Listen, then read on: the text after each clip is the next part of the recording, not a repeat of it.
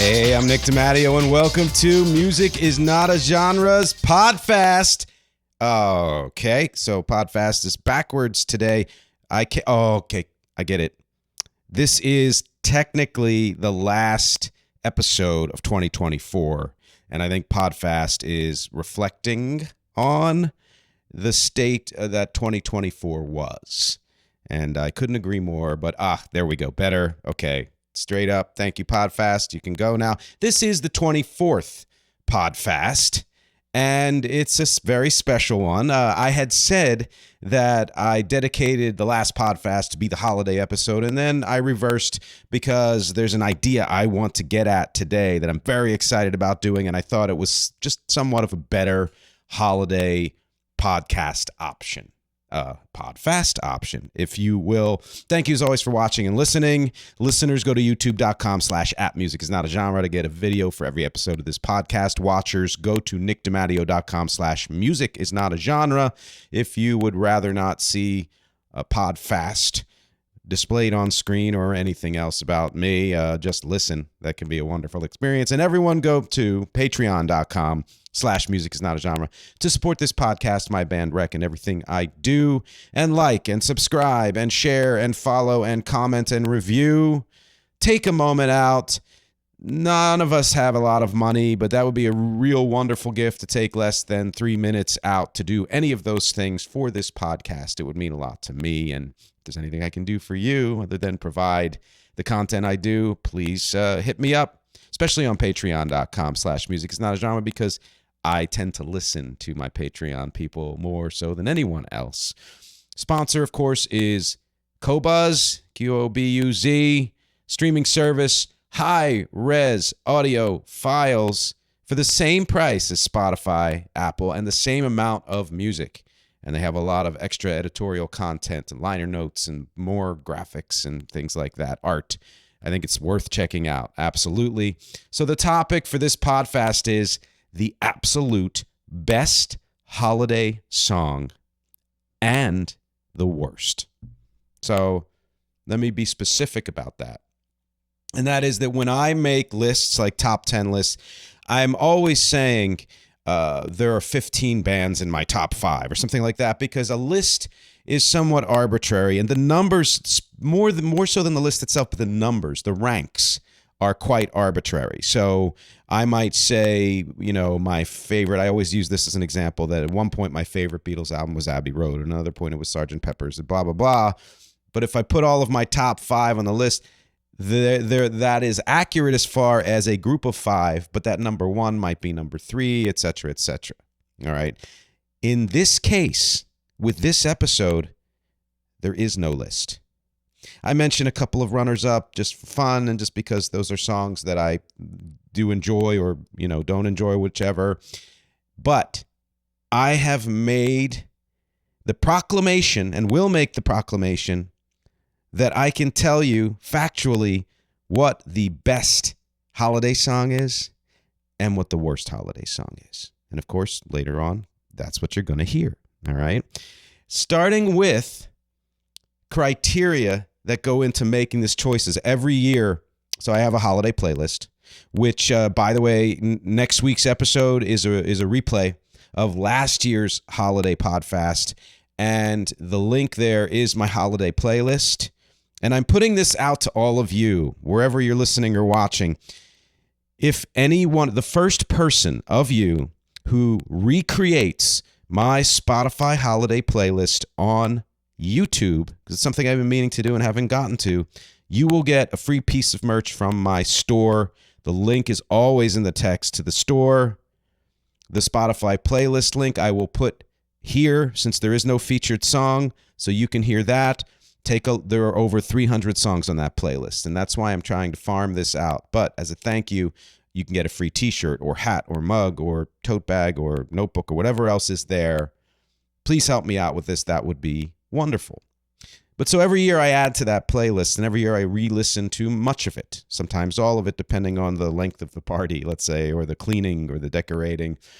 And every year it is reinforced in my mind that these two songs I'm mentioning, the best and the worst, I feel like I can stand behind that. because nothing has come along to disabuse me of this. Granted, it's an opinion, of this opinion.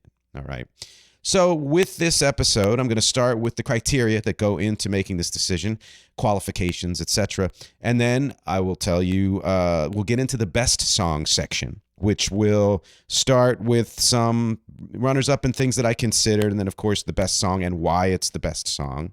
Then the worst song in a similar way that's structured. And then some conclusions, and then, of course, questions, etc. So some disclaimers. As I said, this is, of course, opinion, but it is an educated opinion. It's a well-considered opinion. There are musical reasons behind it and some cultural and some just generally, lyrical reasons, things like that. I am not including obscure Christmas songs or holiday songs that might be super wonderful or super terrible, because there'd be too much to do. And also because it's better to do something like this with songs most everyone knows. And I have a feeling if you're past a certain age, you know these two songs, believe me. And specifically songs that have been covered often, because there's the proof in there, and we'll get to that later on. Sources here: Wikipedia, Google, interculture.com, that's culture, Kultur, CW33.com, I believe it's a news thing, Rolling Stone, YouTube, theavocado.org. And let's get right into it. So criteria, there are obviously tons of holiday songs, and of course, in this case, tons of Christmas songs, more so than any other holiday. And there are more each year, more new ones, more covers, etc. Every single year. Most of what comes out in any given year are further covers of well-known Christmas songs in particular.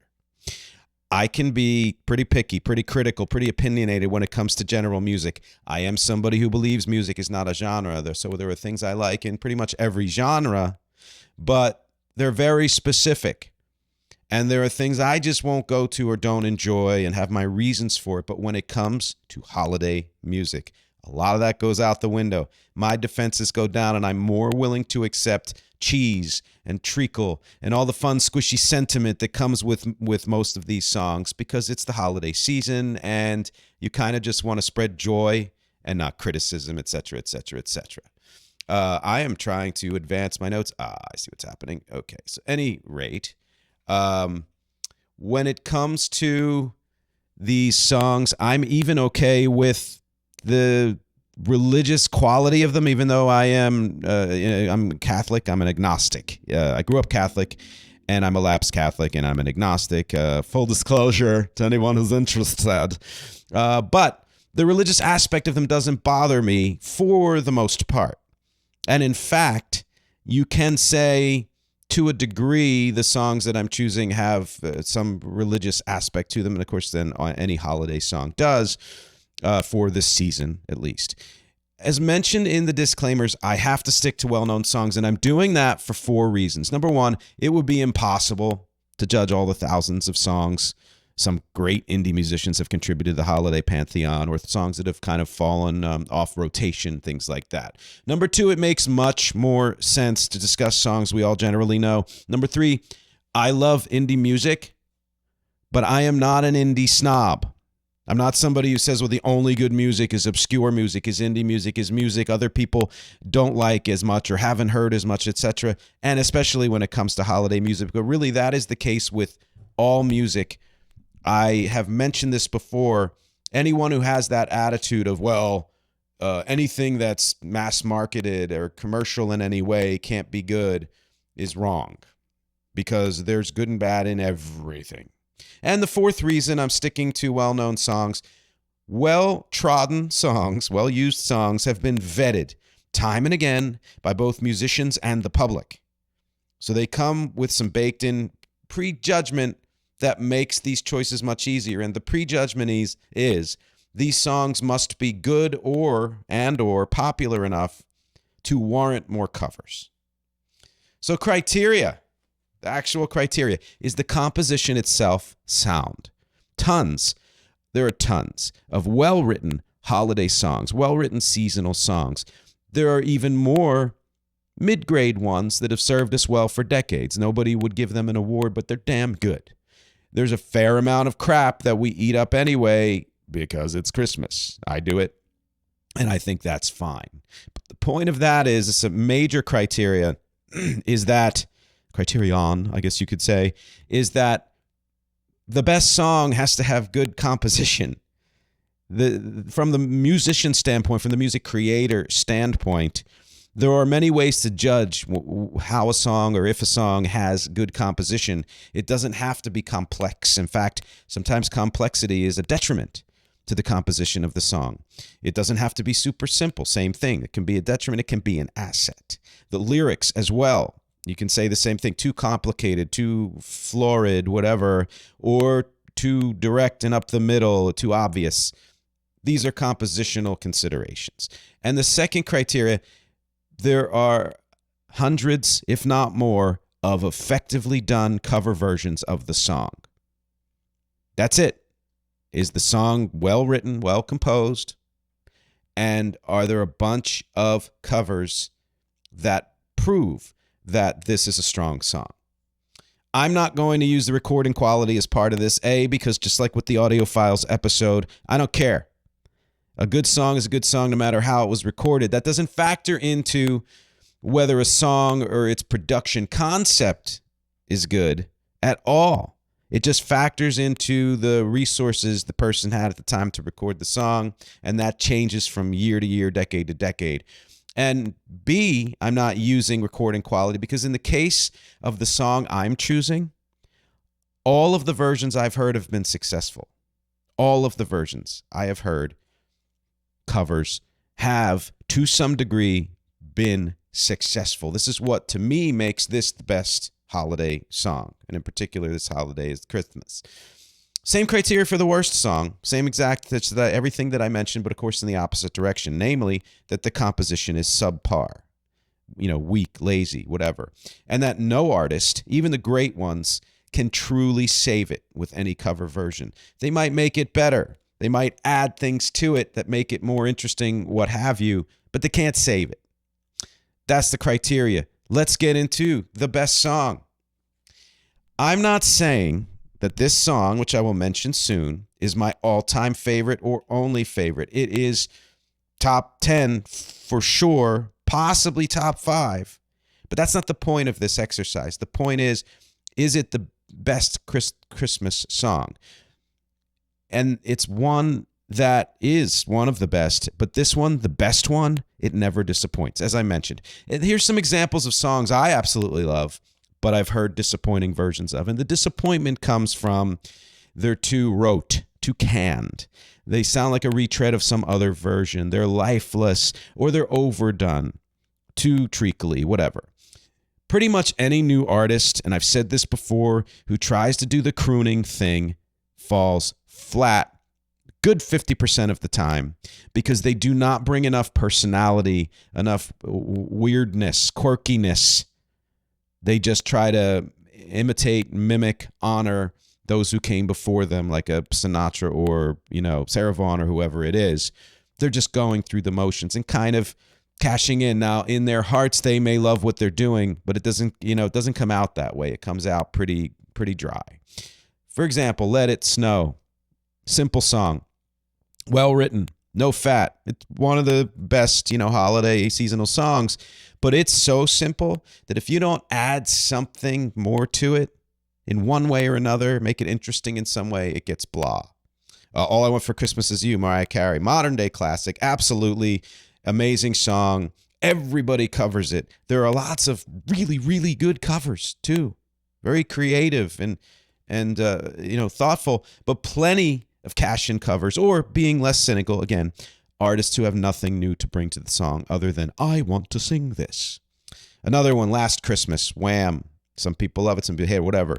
Everybody covers this song. There are some very interesting covers of the song, but there are a lot of repetitive and boring ones. And you can be reductive in a cover and it's good, but you get reductive in a certain way, like specifically with this song, some remix versions, and it just gets monotonous. Same for Drummer Boy. Little Drummer Boy. I actually love Bieber's version, for example. I love the one my dad plays every year from the Harry Simeone Chorale, which you'll hear mentioned again later. Both are very different, but both work. course, the one with Bing Crosby and David Bowie when they do that mashup. But there are plenty versions of The Little Drummer Boy that are just plain boring, too stately, but not big enough, or something like that. There's so many reasons why that doesn't work. The Christmas song, Chestnuts Roasting on an Open Fire, way off key. Mel Torme and Robert Wells, one of my absolute favorites, got to be in the top 3 probably for me. But there's so many icky, sticky, gooey versions, lame and boring versions, people who don't do anything with it. They're too ploddingly slow, or sometimes not slow enough, who knows. Still a great song, not the greatest as far as this criteria goes. Donny Hathaway's This Christmas, again, that's a top 3 for me. But this is another case, just like with the Christmas song, where the high quality of the song is so often taken for granted that singers either do not enough with it. Let the song speak for itself. That's true, but you got to bring something to it. Or more likely for a song like This Christmas, they do way too much. They make it Melisma City. They try to overdo it and obscure the sublime nature of the song.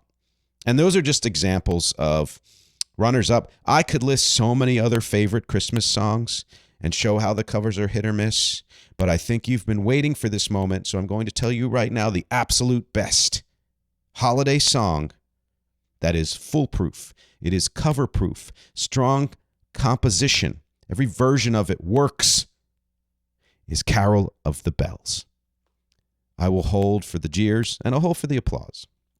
And while I'm holding, I will give you a little bit of history. So Carol of the Bells started out as a Ukrainian New Year's carol composed in 1901 by Mykola Leontovich and known then as Shedrik, which translates to bountiful evening, which you would hope New Year's Eve would be. The original lyrics about the little swallow in English were about a swallow flying into a house to sing of good tidings for the coming spring. Now, note here, side note, this Ukrainian composer was eventually murdered by the precursor to the KGB. A little too close to home, considering what's going on in the world today. But before he was murdered, he left us with this amazing song. The rhythm is alternately 3/4 or 6/8, depending on the emphasis, the stresses. The melody was actually based on a hodgepodge of traditional Ukrainian folk songs, a folk chant.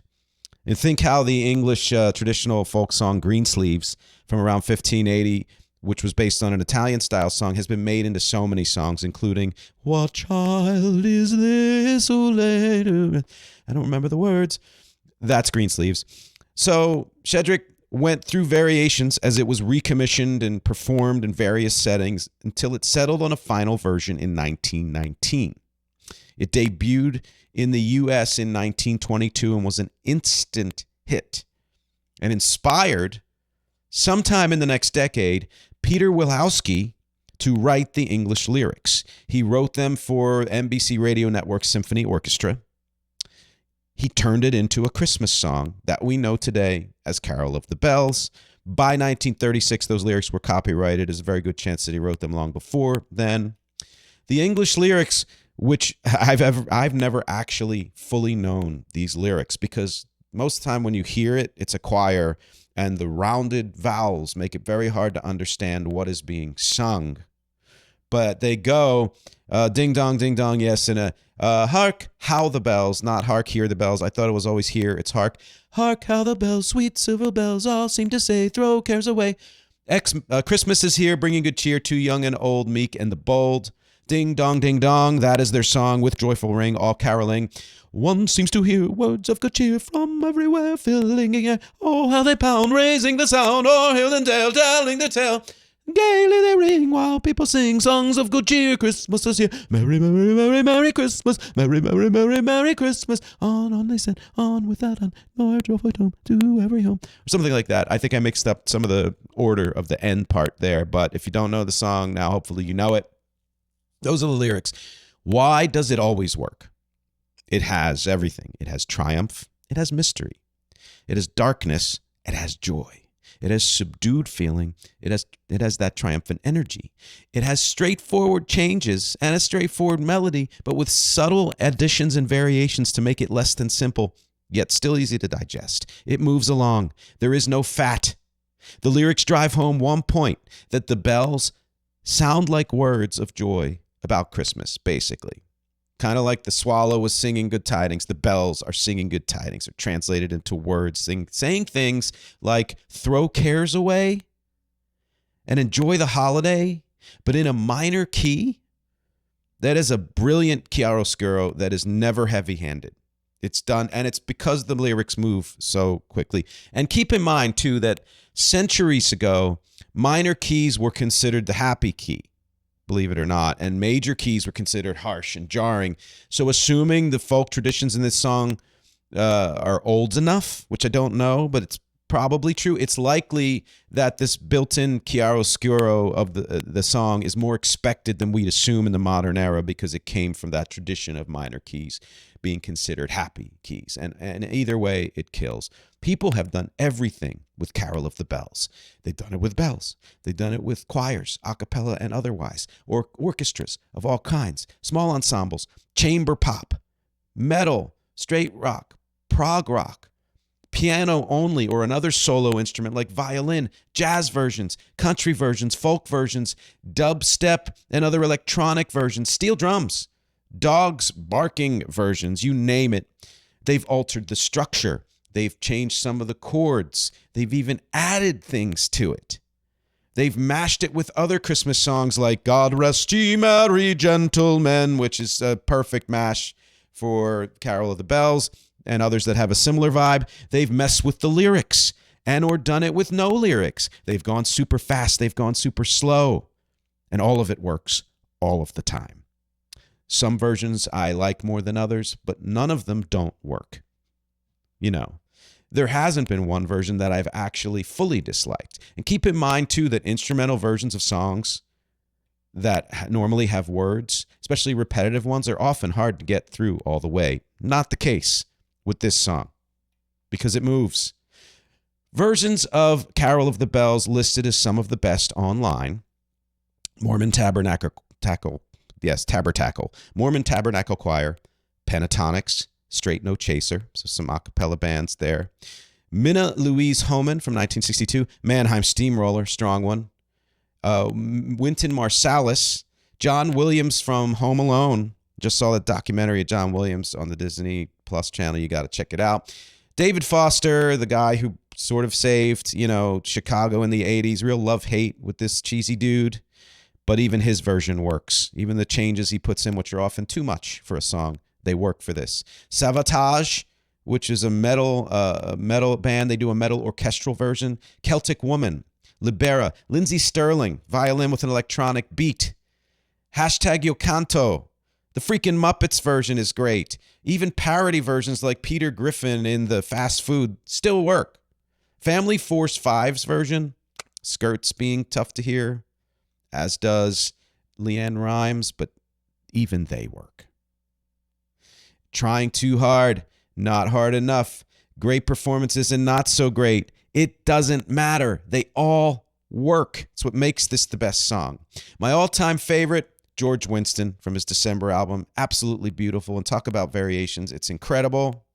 I also like the Harry Simeone chorale again. I also like August Burns Red metalcore version. Freaking awesome. Probably the hardest out there. Diane Reeves, even Trans-Siberian, I believe it's called, even harder than that. Diane Reeves jazz version, so different, and yet it works still. The Bird and the Bee, freaky chamber pop electro, and it works. Capital Kings Christian dubstep group. I said it before and I'll say it again. I should do an episode on Christian music.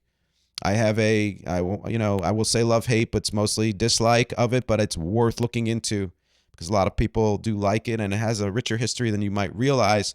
But that Capital Kings dubstep version is actually really good. I looked up the worst versions of this song, including Leanne Rimes, and they were still good. Runner-up for best Christmas song. I have to throw this in there. Vince Guaraldi's Christmas Time Is Here. Again, hard to find a bad version of that either, with or without vocals. There are a few that kind of suck the life out of it, but very few. A strong runner-up, but I stick with Carol of the Bells, which brings me to the worst song. It's not a huge list because, like I said, I'm not picky about this season's music. You could say Baby It's Cold Outside because it sounds like date rape, but no. I don't totally hate it, and a lot of people don't totally hate it. I Saw Mommy Kissing Santa Claus. Weird. I want a hippopotamus for Christmas. And all I want for Christmas is my 2 front teeth. Can be annoying, but some people like the kiddie songs. Some people love Grandma Got Run Over by a Reindeer. I don't hate it. Some people absolutely hate it. Any novelty Christmas tune has people who love it because it's novelty and hate it because it's novelty, but most of them have some level of entertainment. I couldn't call them the worst. I get a little tired of Santa Baby, but mainly because so many performers still think that just singing that song in a sexy way is enough, and they bring nothing to it, and that annoys me. But the song itself is fine. Then there's the McCartney-Lennon divide. Happy Christmas War is Over, or Wonderful Christmas Time. I like both. Screw the divide. I grew up liking Lennon's better, for sure. And now I prefer McCartney's. Lennon's, people can say Lennon's is too depressing and McCartney's is too peppy. But again, these songs actually work on several levels. There have been good covers of them, etc. My favorite from one of those big bands is Father Christmas by the Kinks.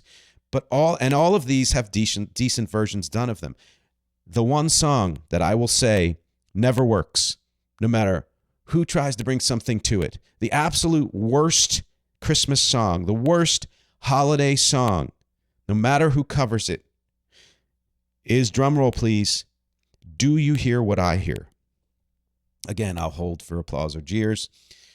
To me, it's like if 12 Days of Christmas were more repetitive and had all the whimsy and joy sucked out of it, or if it's like Little Drummer Boy had no subtlety or momentum and no, that slight whimsy of being about a kid. It just, like so many mediocre or bad songs, it was written for charity. It was written in 1962 by Noel Regney, the lyrics, and Gloria Shane, the music.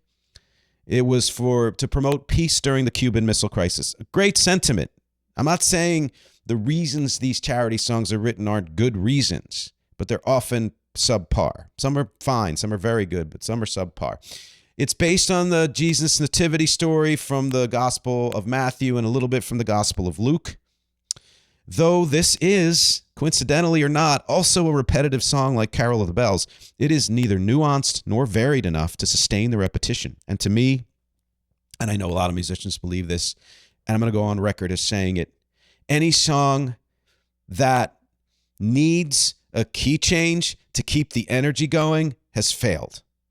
There's something missing in the compositional form, in the compositional mission that requires this key change. You've failed in some way. You failed the music and you failed the listeners. And again, I'm not dissing the story or the sentiment or the reason why it was written, all totally fine, but the lyrics are plodding and heavy-handed, just like the music. And there are ways that this can be, that you would hope this can be drummed up, but no matter what people have tried, doesn't work. Some come close, and I'll talk about those. It defies any attempt to change it for the better. Production values might be better, dynamic performances, different chords thrown in, and it just doesn't save it. Which it also doesn't make me feel charitable in the least. I was part of a Orphans Christmas charity show year after year when I was a kid that my dad started before I was born. And I had to join in singing this song sometimes. It was my least favorite moment. Of course, it's been super popular every year, and many of its cover versions have sold or millions of copies or streamed millions of times, whichever.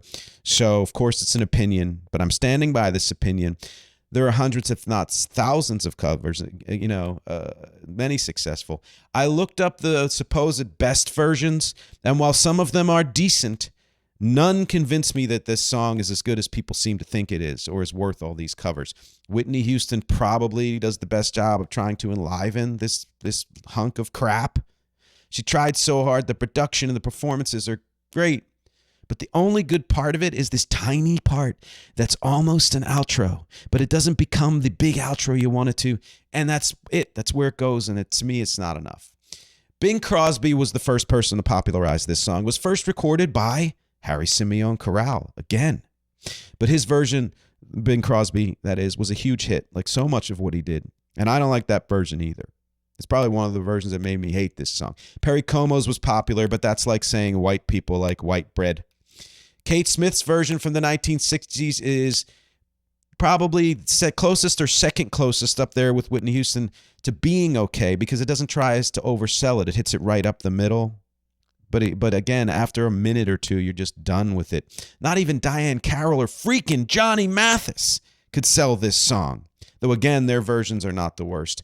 Speaking of worst, I looked up the worst versions of this song and the internet broke. There was nothing, which further proves the redundancy of looking up the worst versions of a bad song.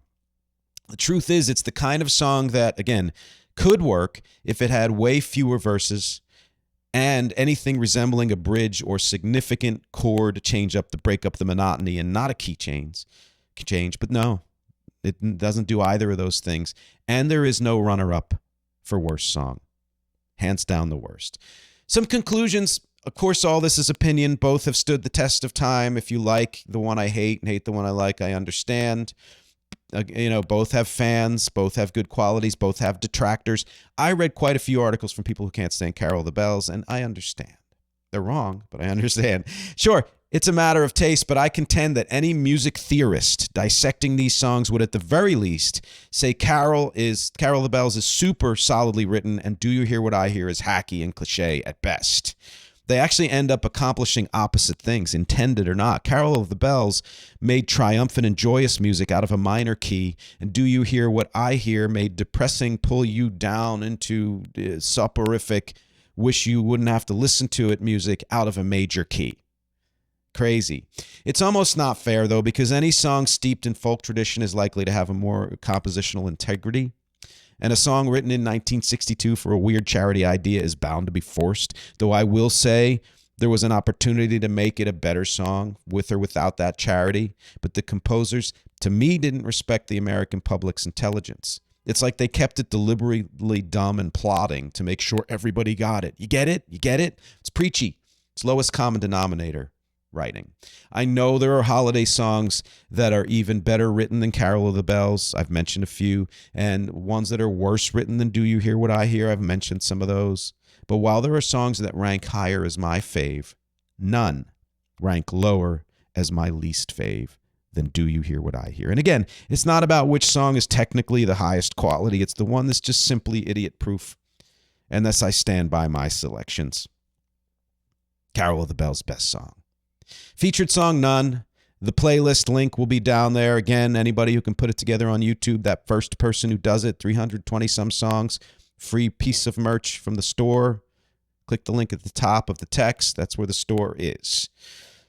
I keep planning to do at least a few Christmas songs as a musician. Never recorded any. That's why there is no featured song. I don't have any Christmas songs. Closest is this acerbic song called Xmas, M-I-S-S, which is about a failed relationship. It's not a holiday song. If there is one you'd like me to record, let me know. I would love to do that for you. Some questions here at the end. Do you agree with my choices? What holiday songs would you nominate as best? Which ones can you just not stand? I'd like to know your answers to all these and more, because my objectives here, as always, are music, conversation, and connection. I will not see you next week. There's no new episode. There's going to be a replay of last year's holiday PODFAST on music from other holidays. Have a great rest of your year, and I will see you in 2025.